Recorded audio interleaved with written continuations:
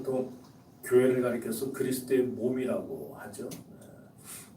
그러니까 우리 예수 그리스도를 구주로 고백하는 하나님의 거룩한 자녀를 성도라 하는데, 이 성도들이 한 사람 한 사람 한 사람 모여서 하나의 공동체를 이루는 거, 이 영적인 공동체를 이루는 게 교회입니다. 그리고 이 교회는 그리스도의 몸이고 교회의 머리는 그리스도가 된다. 이거 우리가 뭐 다 벌써 했던 거였어요.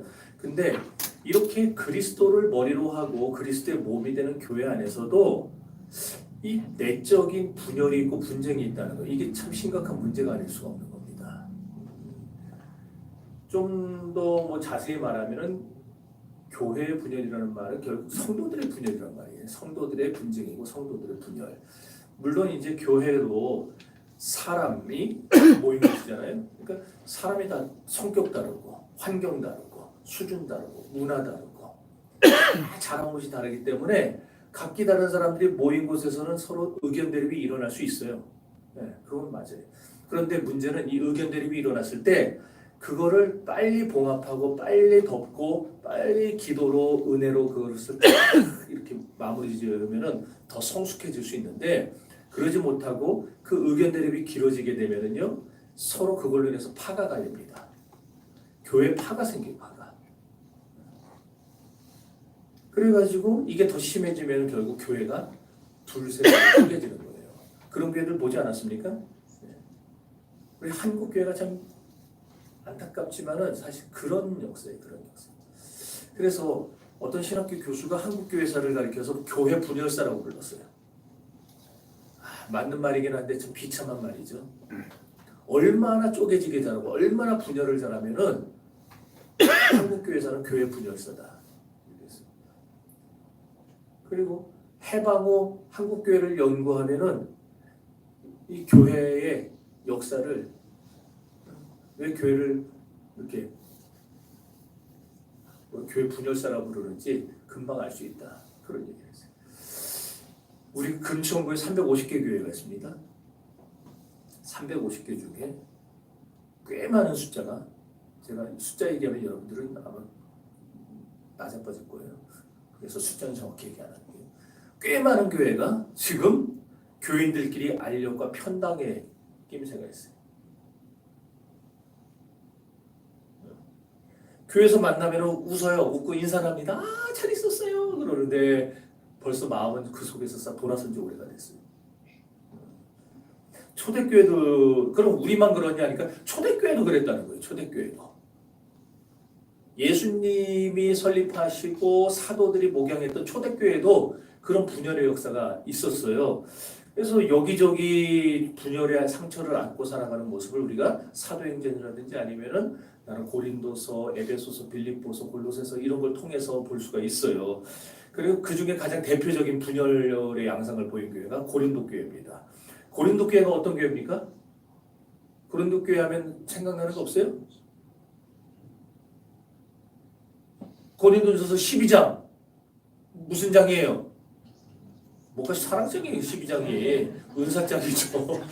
13장이 사랑장이고 12장에 은사 쫙 얘기하잖아요. 오직 성령의 은사를 그러면서 지혜의 말씀에서 지식의 말씀에서 영문이라서 믿으면서 예언이면서 능력이면서 이렇게 쭉 나오잖아요. 고린도 교회는요 은사 받은 사람이 많았어요. 은사는 아무나 받습니까? 아니지, 아무나 받는 거 아니잖아요. 방언하는 사람들이 태반이었어요. 병 고치는 은사 받은 사람도 있고요. 예언의 은사 받은 사람도 있고요. 굉장히 많았어요. 그런 교회에도 분쟁이 생긴 거예요. 그런 교회도 달라요. 처음에 고린도 교회 문제는요. 지도자 문제였어요. 무슨 말이냐면은 누구한테 배웠냐. 그래가지고 어떤 사람들이 발단이 그렇게 돼요. 나는 베드로한테 배웠는데, 나는 베드로한테 세례 받았는데, 너 누구한테 세례 받았냐? 난 바울한테 받았는데. 또 다른 사람은 나는 아볼로한테 배웠는데. 이러니까 이 파들이 자연스럽게 생긴 거예요. 여러분요, 파는요 쪽파 대파만 알면 되지 딴 파는 아무 소용없어요. 교회. 그 파들이 나눠져 가지고 결국 싸움 벌어진 거예요. 그게 중요합니까? 여러분 세례 받은 여기서 받은 거 아니잖아요. 다 딴 데서 받아갖고 오신 분들이 많잖아요. 여기서 받은 분들 있지만 그러잖아요. 그러면 난 누구한테 배웠는데 그게 뭐가 그렇게 중요하다고? 무엇이 중요한디? 그러지? 그게 얼마나 주택입니까? 교회가 그런 거 갖고 싸운다는 게. 그럼 그런 거 별거 아닌 거 갖고 싸워가지고 교회가 갈라진다고요. 별거 아니고. 그런가 하면 갈라디아 교회는요, 뭘 갖고 싸웁니까? 율법을 반드시 지켜야 되느냐 안 지켜도 되느냐 요거 가지고 싸워요 이제. 그래서 이제 신학적인 문제 때문에 서로 내분이 일어나서 물고 뜯은 겁니다. 빌립보 교회, 은혜 많은 교회로 유명한 교회였어요. 초대교회에서. 은혜가 충만한 교회로. 그런데 거기에 두 사람, 아주 유력한 여자 집사 둘이 있었어요. 유오디아와 순두개라고 하는. 순두부가 아니고 순두개예요. 이 두 여자가 워낙 열심인 거예요. 워낙. 그냥 교회에서 그 두 사람 빼고는 교회가 안 돌아간다 싶을 정도로 너무 열심히 있는. 그런데 그 두 사람이 별거 아닌 것 같고 서로 사이가 벌어졌어요. 그런데 나중에는 자기 누구 편이야? 내 편이야? 저 사람 편이야? 이래 갖고 싸웠어요. 이래 갖고. 그래갖고 교회가 갈라졌어요. 여러분 초대교회 그 당시 교회들이 커봐야 얼마나 컸겠어요. 지금처럼 뭐 10,000명, 30,000명, 80,000명 나오는 교회 있었겠어요? 예루살렘 교회만 특이하게 막 그냥 전도하면 3,000명, 5,000명 막 이렇게 몰려들었지. 그들이 흩어져서 세운 그 초대교회들은요 커봐야 몇백 명이에요. 몇백 명 교회. 우리도 여기서 2부 꽉 차서 2부 예배만 드려도 300명 교회 됩니다. 꽉 차서 2부만 드려도. 그럼 요 사이즈 교회에서 두 사람이 서로 싸워서 파가 쫙 갈라져 봐요. 어떻게 될 것 같아 우리 교회가?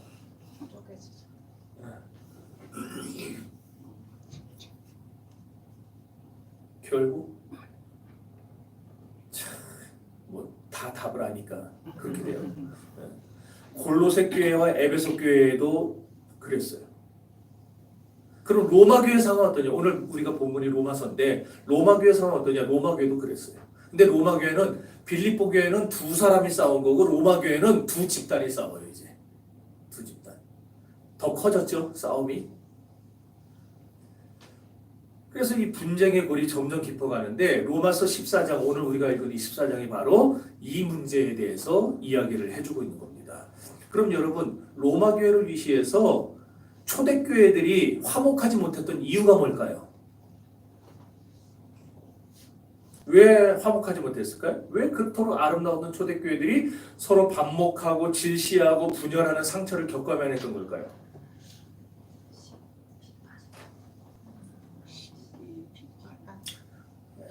대답하지 마세요. 우리가 그걸 알아보려면 이제 당시에 그 로마 교회를 구성했던 성도들의 배경을 좀 봐야 돼요. 당시의 초대교회는요 유대인만 따로 다니는 교회가 없었고 이방인만 따로 다니는 교회가 없었어요. 예루살렘 교회도 이방인이 들어와서 섞여 있게 되었고 그래서 대부분이 이방인과 유대인들이 서로 섞여서 이제 교회를 이룬 거예요. 우리도 이제 그렇게 돼가고 있죠 지금. 그런데 유대인 신자들은요 유대교를 믿다가 예수 믿고 회심한 사람들이죠. 그러니까 그들은 자연스럽게 어떤 배경을 가지고 있는 거예요? 유대교적 배경을 갖고 있는 겁니다. 그런데 이방인 신자는 유대교를 믿은 경험이 있어요 없어요? 없어요. 그러니까 유대교에 대한 배경이 있어요 없어요? 없죠. 그러니까 유대인들은 유대교를 믿다가 온 사람들이고 이방인들은 유대교 없이 그냥 바로 예수 믿고 교회 들어온 사람들이고 그러니까 이 두 그룹은 하나부터 10까지 다른 거예요. 그러니까 충돌하는 거죠. 겉으로 볼 때는 별 차이 없는데 안으로 들어가면 굉장히 차이가 나기 시작합니다. 예를 들어서 유대인들은 어려서부터 율법을 배워요. 자, 그래서 율법을 배우고 성장했기 때문에 그 율법이 머릿속에 인이 박혀 있다 그러죠. 그래서 뭘 하면은 그걸 벌써 딱 율법적으로 보는 거예요. 그게 자연스러워요. 그래가지고 율법주의를 못 버리니까 음식을 이건 정한 음식, 이건 부정한 음식. 왜? 율법에 정한 음식과 부정한 음식을 갈라놨으니까. 그래서 자기들이 이건 먹을 수 있고 이건 먹을 수 없고 마음대로 갈라놔요. 근데 이방인들은 보니까 이거는 뭐 아무거나 주워 먹는 거야. 아무거나. 없어서 못 먹지. 그냥 다 주워 먹어요. 그냥 부정한 것이고 뭐고 간에. 그러니까 유대인들이 볼 때 어이 저런 부정한 놈들 저런 진짜 어떻게 하나님이 이렇게 율법에 부정하다 한 것들을 먹는 도대체 아직도 유대교에 있는 건지 기독교에 있는 건지도 모르고 있는 거예요. 그러니까 또 이쪽은요. 요즘에 채식주의자들을 위한 음식들 많이 나오죠. 비건이라고 그래갖고 채식주의자들이 육식 먹는 사람 얼마나 공격합니까? 웃기는 사람들이에요. 뭐 채소는 그러면 그냥 자기 믿는 대로 먹으면 되지. 육식하는 사람은 채식주의자 비난하고 채식주의자는 육식주의자 비난하고 그런 필요 없어요. 고린도 교회도 그런 사람들이 있었잖아요. 고기를 먹는 사람들이 있었는데 그들을 비난하는 사람들이 생겨났어요. 자, 사도 베드로도 그랬죠. 딴 사람도 아니고 예수님의 수제자였고 사도들 중에 으뜸이었던 베드로도 사도행전 10장에 보면 고넬료 환상 사건이 나옵니다. 그가 이제 환상을 봤는데 하늘에서 보자기 하나가 내려와요. 열어봐라 그래갖고 열어봤더니 거기에 율법에 아주 그만하지 더러운 것들이 그냥 막 돼지 족발서부터 막 이런 게 있는 거예요. 날지 못하는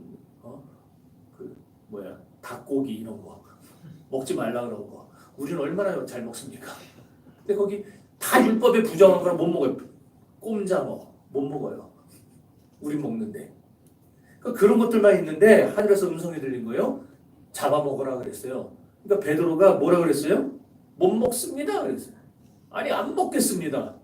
율법에 먹지 말라 그랬는데 왜 나더러 이걸 먹으라 그럽니까? 아니 하나님이 율법 위에 계신 분 아니에요. 근데 하나님이 말씀하시는데도 율법이 우선이에요. 못 먹습니다. 그랬더니 하나님이 결국 참다 뭐라고 하세요? 하나님께서 깨끗게 하신 것을 어찌하여 네가 속되다 하느냐. 그러니까 그제야 꿈에서 딱 깨고 환상이 깨지고 이제 보자기가 올라가고 끝났어요. 로마 교회에 그런 사람들이 많았다라는 거예요. 유대인들 중에. 그러니까 그런 사람들과 아닌 사람들이 서로 섞여 사니까 매교에서 뭐 먹을 때마다 서로 쳐다보는 거죠. 뭐 먹나 저거 뭐 먹나. 그러니까 싸움이 붙는 거죠. 음식 문제만이 아니라 절기 문제에서도 붙었어요. 율법에 매여서 절기를 지키는 거예요. 예수를 영접했는데 여전히 안식일을 지키고 유월절을 지켜요. 유대주의자들은. 이와 반대로 이방인 신자들은 아니 예수 믿는 사람은 자유일인데 음식을 뭘 먹든 안 먹든 그 자유 아니냐. 안식일이나 유월절 그건 너희나 지켜 너희나 왜 우리더러 자꾸 그걸 지키라고 강요하는 거야. 이렇게 되면서 싸우는 거예요. 오직 예수를 믿음으로 구원받는데 예수를 믿음으로 천국 가는 건데 어째서 바보같이 안식일에 매여 사냐. 이러니까 유대인들은 기분 나쁘니까 공격하고 이방인들은 저 무식한 것들 이러면서 싸우고 그래서 믿음 좋은 줄 알았더니만 아직도 저렇게 율법에 매여 사는 바보 이런 서로 물고 뜯었어요. 근데 바울이 오늘 본문에 그들을 보면은 뭐라고 하느냐.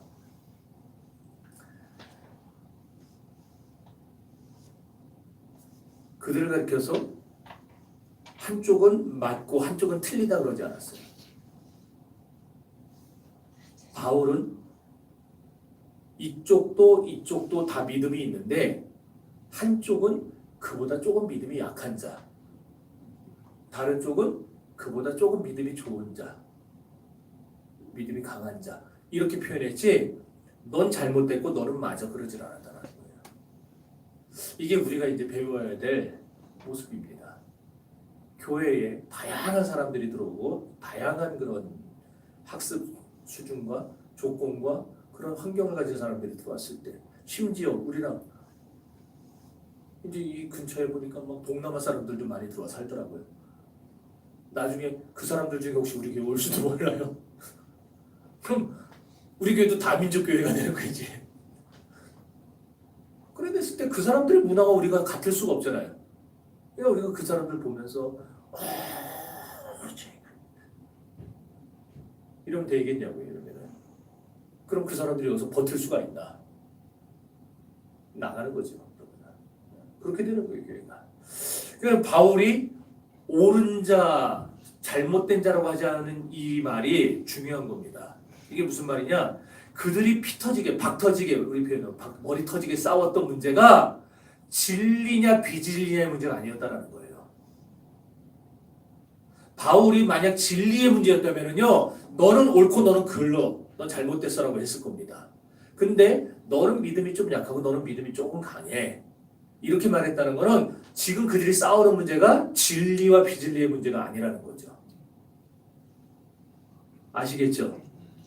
자, 좀 더 이제 얘기하면은 음식이나 절기 문제 같은 거는요, 예수님이 오시기 전에 잠깐 허락됐던 규례 같은 거예요. 그래서 히브리서 기자는 이런 것들을 가리켜서 뭐라 그랬냐면 실체가 아닌 그림자라 불렀어요.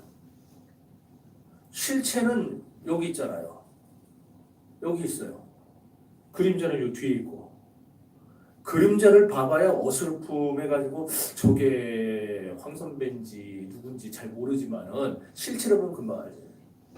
율법이나 그 다음에 안식일이나 절기나 유월절이나 뭐 음식규례나 이 모든 것들은 예수님이 오시기 전에 주어졌던 그림자 같은 것들. 그러니까 이제 거기에 매여 살면 매여 살 필요가 없는 거예요. 이제는 믿음으로 구원 얻는 시대가 열렸으니까. 따라서 지금은 굳이 붙들 이유가 없는 낡은 관습에 불과한 겁니다. 이거 붙들 이유가 없어요. 예수님 때문에 구원받은 하나님의 자녀라면 이런 그림자 같은 제도에서 벗어나서 자유로울 수 있어야 되는 거예요. 그런데 알면서도 마음은 아는데 생각은 아는데 그게 잘 안 따라가요. 그러니까 믿음이 약한 자라고 그런 거예요. 알면서 그걸 또 행할 줄 알면 믿음이 강한 자가 되는 것이고.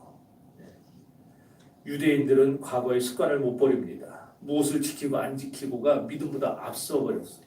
그래서 그들은 약한 믿음의 사람이 된 겁니다. 오늘날도 예수님이 우리 손에 이 들려주신 자유, 진리를 알지니 진리가 너희를 자유케 하리라. 진리는 그리스도요. 그리스도의 말씀이 내게 있으면 나도 그 안에서 자유를 누려야 되는데 불안해가 자유를 잘 못 누리는 사람들이 있어요. 하나님과의 관계를 자기의 노력으로 풀려고 하는 사람들이 있어요. 내가 노력한다고 해서 하나님과 관계가 하나라도 호전이 될 것 같으면요, 백날 천날 노력해야죠. 근데 하나님과의 관계는 내가 노력한다고 풀려지지 않아요. 그것은 은혜가 임해야 풀려지는 겁니다.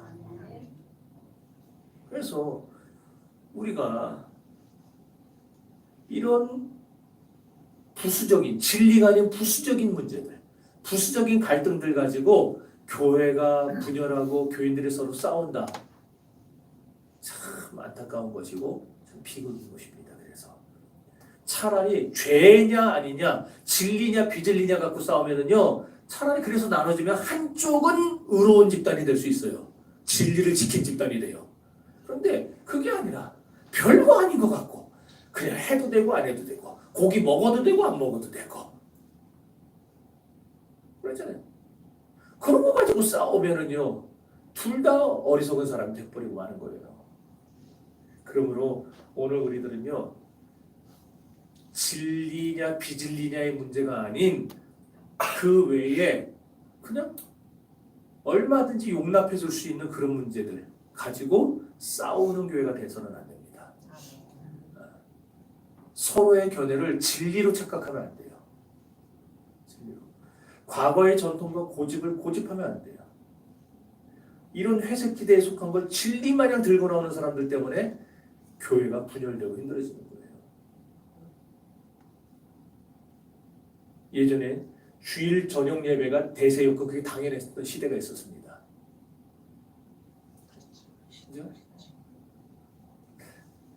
그때 맨 처음으로 오후 예배를 도입했던 교회, 어느 교회인지 내가 얘기하니까 오후 예배 도입했던 교회가 한국에서 2단으로 지켰어요.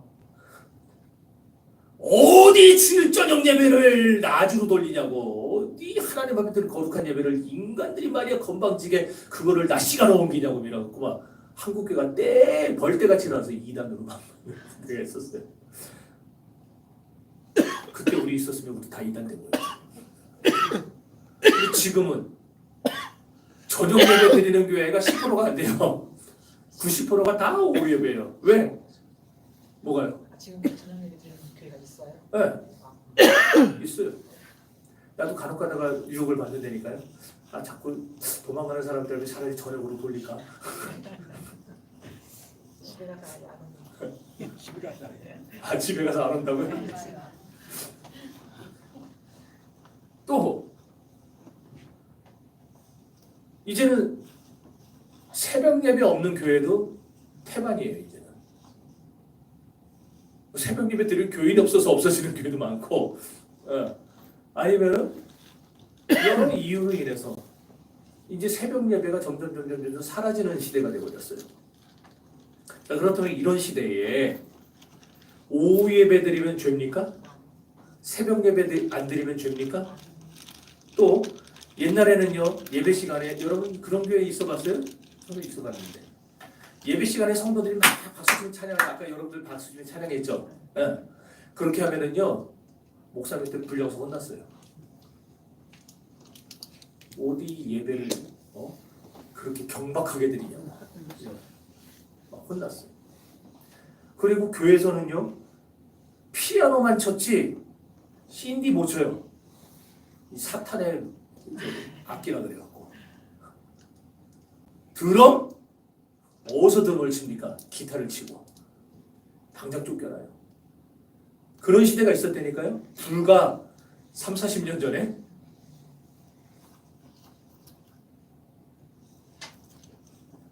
아닌 것 같아요? 지금도 있어요. 장로교 무슨 파지 거기가? 총공예파인가? 옛날 고신 측에서 갈라져 나온 고신 측도 타락했다 그래서 고신 측도 타락했다고 갈라져 나온 파가 있어요. 완전히 거기는요 숨이 막혀요. 거기는 딱 파이프 오르간 조그만 교회가 파이프 오르간 어떻게 삽니까 그거 하나에 몇 억씩 하는데 파이프 오르간 그랜드 피아노 갖다 놓고 줘야지. 뭐 그렇게까지 하냐고요.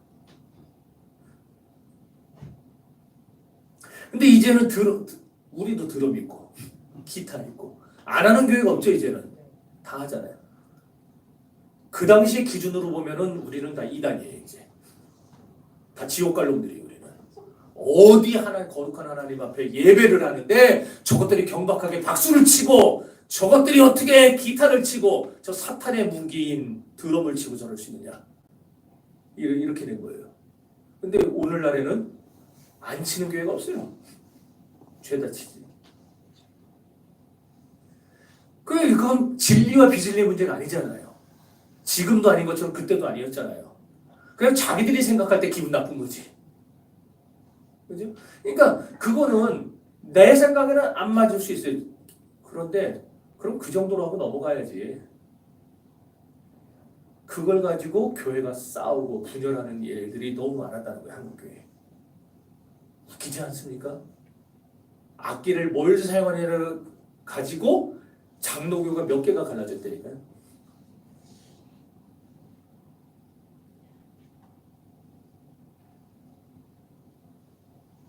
이게 오늘날 우리 지금 로마서와 고린도서에 나타나는 그런 교인들의 모습이 오늘날 한국교회도 지금 일어나고 있는 거예요. 또 회심한 유대인들은요 6월절도 지켜야 되고 안식일도 지켜야 되는 거예요. 그걸 고집했어요. 근데 예수님을 믿으면서도 이렇게 과거의 관습을 못 버린 겁니다. 하지만 이방인들은요 그런 것으로부터 자유롭죠. 처음부터 안식일을 안 지켰고 처음부터 6월절을 안 지켰으니까 자유로워요. 자 그럼 오늘 우리들이 6월절 지켜야 되고 안식일 지켜야 됩니까? 그건 아니죠.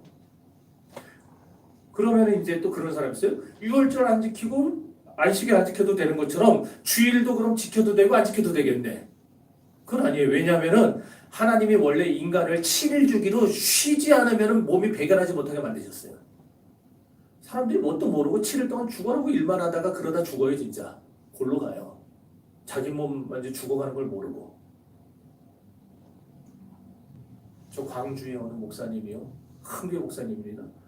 그냥 공격적으로 합병을 막 해가지고 몇 개 합병을 해가지고 막 지금 3,000명 교회가 됐는데 몇 주 전에 췌장암 판정받았어요. 쉬는 날도 없이 그냥 막 하고 다니다가 나도 그래서 이제 쉬는 날을 가져야 될까 이제.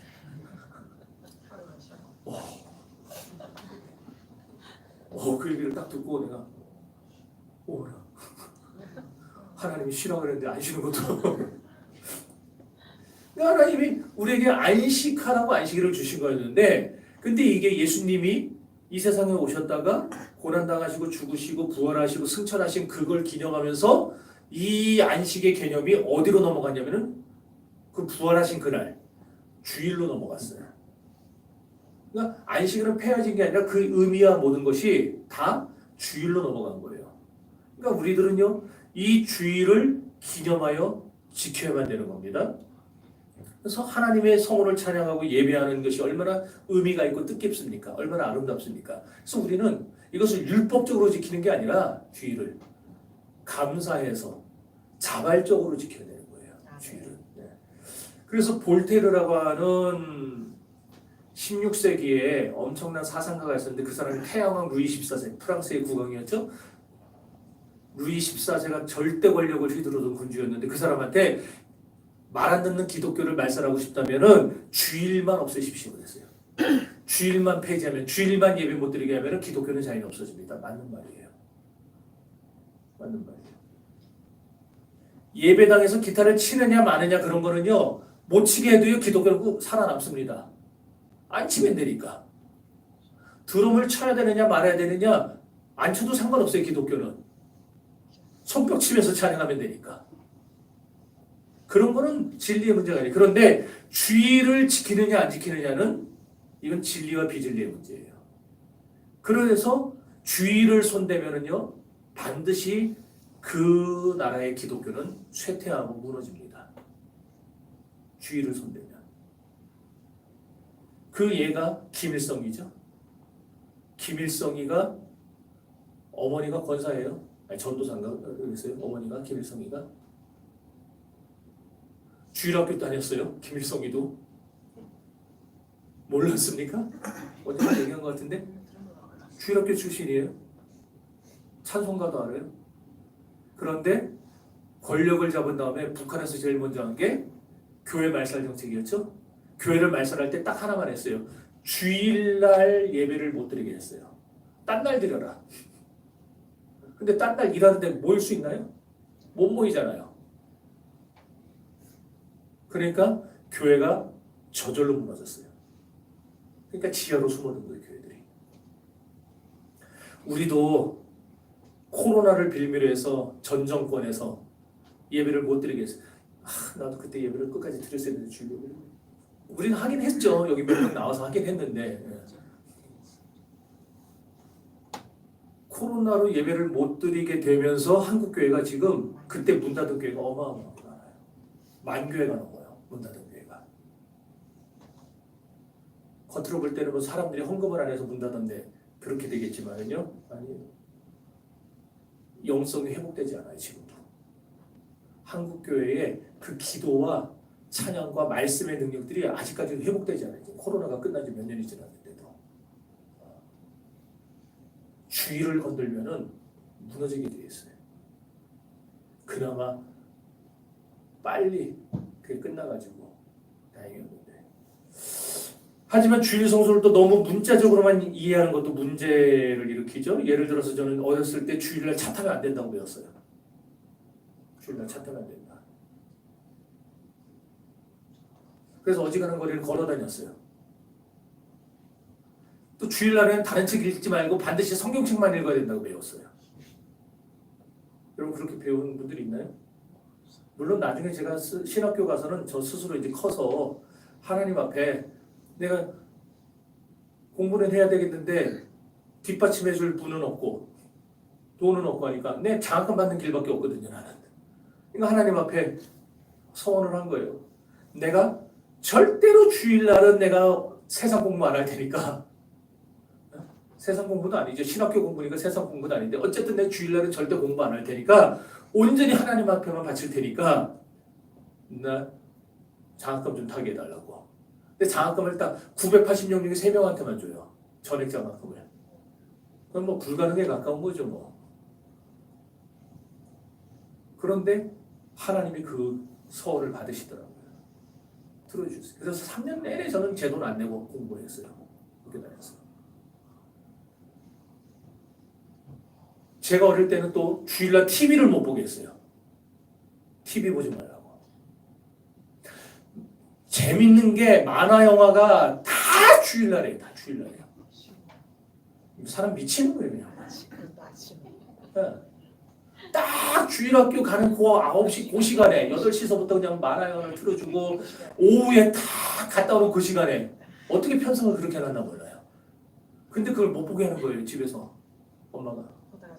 왜? 목사님이 주일날 TV 보면 안 된다 그랬다고. 사람 미치게 만드네. 아예 TV 코드를 빼버려. 근데 저희 집 요즘엔 저는요 우리 집 TV 코드 그냥 꽂아 놓습니다.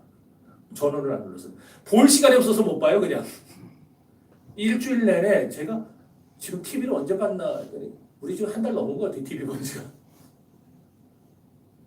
볼 시간이 없어서 못 보지 그냥 켜놔요. 볼 때면 보고 말 때면 말고. 왜? 그게 진리는 아니잖아요.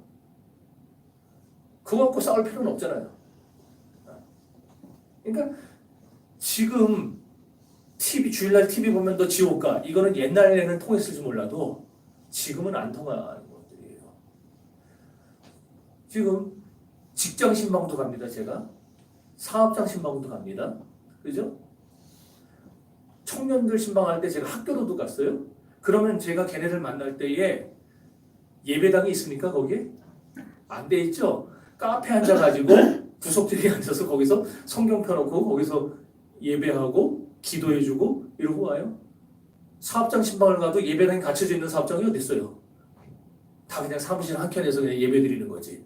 자 그러면은 그건 예배가 아닌가요? 그렇게 예배 드리면 죄입니까? 1960년대에 우리 교단에서 일어난 일이에요. 평생 우리 교단에서 선교사로 사역하다가 은퇴해서 미국으로 돌아가시는 하비칸, 우리식으로는 가나베 선교사예요. 이 가나베 선교사님이 미국으로 가는데 하필이면 주일날 배가 떠나는 거예요. 하필이면. 그래서 그분한테 배운 제자들이 어쩔 수 없어서 이제 간 거예요. 몇 명이 환송을 갔어요. 갔더니 또 이 교수님이 이분은 미국 분이니까 주일인데 내가 지금 떠나면은 예배를 못 드리니까 우리 목사님들이 예배 좀 드려주세요. 그러니까 또 제자들이 또 스승이 예배 드려달라는데 또 어떻게 거절을 해요? 예배를 드렸어요 배에서. 그랬더니 그게 문제가 돼가지고요. 뭘 했는지 아세요? 우리 교단에서 왜 주일날 환송을 가냐? 그리고 왜 예배당에서 예배를 드려야지 어디 배에서 예배를 드리고 자빠졌냐? 지금 여러분이 들으면 이해가 돼요 그런 것들이? 근데 그 당시에는 그게 통하던 시대였어요. 그래가지고 그 목사님 3분이 면직됐어요. 우리 교단에서 쫓겨났어요. 출교당하는 출교. 그럼 주일날 예배당 아닌 곳에서 예배하면 마귀한테 예배한 겁니까 그게? 예배당 아닌 곳에서 예배도 하나님께 예배하는 거잖아요. 카페에서 예배해도 거기서 하나님 앞에 예배하는 거잖아요. 그러니까 본질은 놓치고 엉뚱한 거 갖고 싸우면 이제 교회가 그렇게 된다니까요. 자꾸 갈라지고 싸움하고 그렇게 갈라지면요 결국 상처만 남습니다. 양쪽에. 회복이 안 돼. 그래서 한국 교회가 지금 서로 왼수가 돼가지고 교단들이 하나가 못 돼요. 하나가 회복이 안 돼요. 초기 한국 교회는요 선교사들이 막 들어와서 이 땅에 장로교, 감리교, 뭐 성결교, 침례교 세우고 그 당시에는요 교단들이 다 하나가 돼서 선교사를 했어요. 근데 지금은 뭘 하려고 해도 하나가 안 돼요. 힘들어요. 자, 그래서 오늘 본문 1절이 바로 우리에게 굉장히 중요한 진리를 하나 가르쳐주고 있는 거예요. 진리가 아닌 걸 가지고 서로 대립할 때 우리 어떻게 해야 된다? 자, 1절 읽어봅니다. 믿음이 연약한 자를 너희가 받되 그의 은혜를 비판하지 말라. 따라합시다. 서로 받아야 한다. 서로 받아야 한다. 포용해 주라는 말이에요. 그러니까 비판하지 말고 다른 형제자매들의 얘기를 들어주라는 겁니다. 예전에 우리 교회입니다. 우리 교회에서 어떤 교인이 주일날 오는데 요거 있죠? 여기 가슴 호주머니 여기다가 담배를 넣어가지고 이러고 왔어요. 여름이니까 자켓도 안 입잖아요. 딱 들어오는데 바로 보여요. 내 눈에. 이러고. 또 어떤 교회는요. 어디서 담배를 피고 들어왔는지 자기 딴에는 껌도 씻고 뭐 향수도 뿌려서 안 들킬 거라 했는데 제가 개코입니다. 제가. 바로 알아요. 저는. 피고 들어오면. 근데 제가 모른 척 해줘요. 다. 뻔히 보이는데도 여기 보이는데도 제가 못 본 것처럼 자기도 몰랐겠죠. 여기다 넣고 들어온 거를. 나중에 이제 그분이 믿음이 생겼나 나중에 보면은 그래도 이제 안주머니에다 넣더라고요.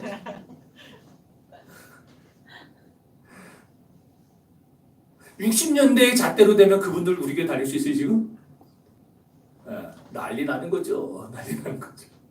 근데 저는 그분들이 호주머니에 넣고 오건 말건 담배를 어디서 피고 들어오건 말건 뭐라 안 해요. 무관심해서 뭐라 안 하는 게 아니라 그게 구원 여부와는 상관이 없는 거기 때문에 믿음이 약한 것뿐이지. 아직 믿음이 약해서 그런 행동을 하는 거지. 그러잖아요. 그러니까 그건 굳이 좀 심하다 싶으면 한마디는 해요. 어쩌다가 가다가 아유 좀 적당히 피세요. 그러면 안 폈더니 그러다가 나중에는 딱 한 대 피고 들어왔습니다.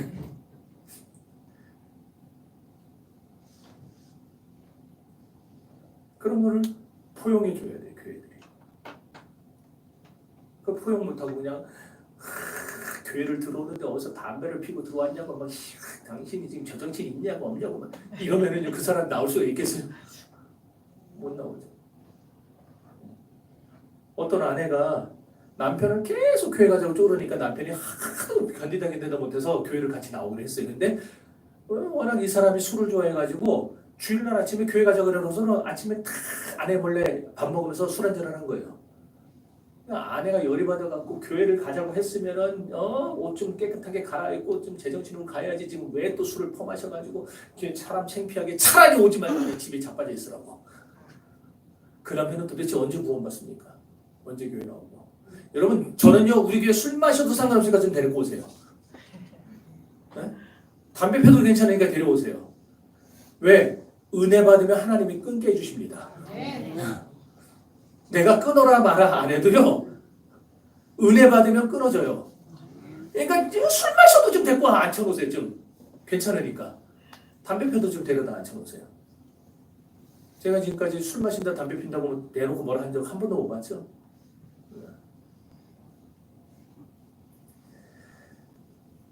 우리는 포용해야 돼요. 진리가 아닌 거는 배척해야 되고 끊어내야 되지만 그런 문제가 아니고 그냥 해도 되고 안 해도 되는 문제들, 구원과 상관없는 문제들, 진리와 관계없는 문제들은 우리는 덮어주고 포용해줘야 돼. 그럼 왜 포용해줘야 되느냐? 자, 3절 읽어봅니다. 먹는 자를 먹지 않는 자를 업신여기지 말고 먹지 않는 자는 먹는 자를 비방하지 말라. 이는 하나님이 그를 받으셨으리라. 아멘. 비록 술, 담배 냄새를 풍기며 들어와도 하나님이 그를 받으셨다면 그 사람은 하나님의 자녀예요. 그러잖아요. 그 이유만으로 그가 아직 술, 담배를 못 끊었을지라도 우리는 그를 받아들여야 되는 겁니다. 네. 우리가 교회 안에서 믿음 약한 형제도 포용해야 되고 믿음 강한 형제도 함께 포용해야 되는 거예요. 또 그렇게 해야 되는 이유가 하나 더 있어요. 자, 읽어봅시다. 4절. 내 아이를 비판하는 너는 누구냐? 그가 살리는 것이나 넘어지는 것이 자기 주인에게 있으며 그가 세움을 받으니 이는 그를 세우시는 권능이 주께 있으리라. 여러분 제가 여러분의 종입니까? 왜 대답이 늦게 나오는데? 저를 종으로 생각하는 사람 손 들어보세요. 그럼 여러분은 제 종입니까? 그건 또 빨리 나오네. 그럼 저나 여러분은 누구의 종입니까? 하나님의 종이죠. 그럼 우리는 다 종인데 하나님의 소속이에요. 하나님의 수하에 있는 하인들이에요. 그럼 우리한테 뭐라고 할 수 있는 주인은 한 분밖에 없는 거예요. 하나님밖에 없어요. 지금 그 얘기를 하는 거예요. 남의 하인을 비판하는 너는 누구냐? 이 말 하나님이 하시는 거예요. 내 하인인데 내 종인데 네가 뭐라고 그러느냐? 이 얘기를 하시는 거예요. 그러니까 형제 자매가 잘못한 게 눈에 보여도 그 사람의 주인이 아니기 때문에 우리가 뭐 권면하고 얘기하고 이렇게 좀 해줄 수는 있어도 그걸 정죄하고 막 지옥 간다고 그러면 안 돼요. 하나님이 심판하실 겁니다. 하나님이 문제가 있다면 하나님이 치료하실 것이고 하나님이 판단하실 겁니다. 하나님의 종이니까. 그러므로 내가 주인 노릇하지 말고 서로 포용하시고 똑같은 형제자매로 받아들여 주시기를 바랍니다. 그래서 시편 기자가 시편 133편에서 뭐라고 그럽니까? 형제가 연합하여 동거함이 어찌 그리 아름다운고. 형제가 연합하여 동거하는 게 너무너무 아름답다라는 거예요. 이렇게 우리는 서로의 좋은 점을 배우고 부족한 점을 보완해 가야 됩니다. 그게 바로 믿는 신자들의 공동체입니다. 더함교회는 그런 공동체가 되어야 되는 것입니다. 나하고 조금 생각이 다르다고 뜻이 다르다고 서로 그냥 막 못 잡아먹어서 안 다리고, 그리고 내가 주장하는 게 그게 그냥 유일한 진리라고 착각하고 막 분란 일으켜서는 안 되는 거예요. 진리 문제 갖고 싸워야지. 그러잖아요. 황 목사가 설교를 했는데 설교가 저게 이상한 설교를 했다, 저게 성경에 없는 설교를 하고 그런 설교를 했다라고 했을 때 여러분이 이에 거품 물고 덤벼야지. 그런 거 아닌 거 가지고 비진리 문제 가지고 막 반대하고 나가서 어디 전화하고 그런 거 하면 안 돼요. 그러니까 우리 2025년 서로 포용하며 삽시다. 아멘. 받아주며 삽시다. 아멘. 주인 노릇하지 맙시다. 아멘. 눈에 좀 거슬려. 여러분 제가 좀 눈에 거슬려도 그냥 받아들이시고 저도 그렇고 그러면서 우리가 그 약한 믿음들을 좀 이해하면서 서로 세워가는, 그래서 서로 연합하여 동거하는 아름다운 교회를 만들어갈 수 있게 되기를 바랍니다. 하나님께서 이와 같은 은혜를 우리 모두에게 베풀어 주시기를 주의 이름으로 축원합니다. 찬양.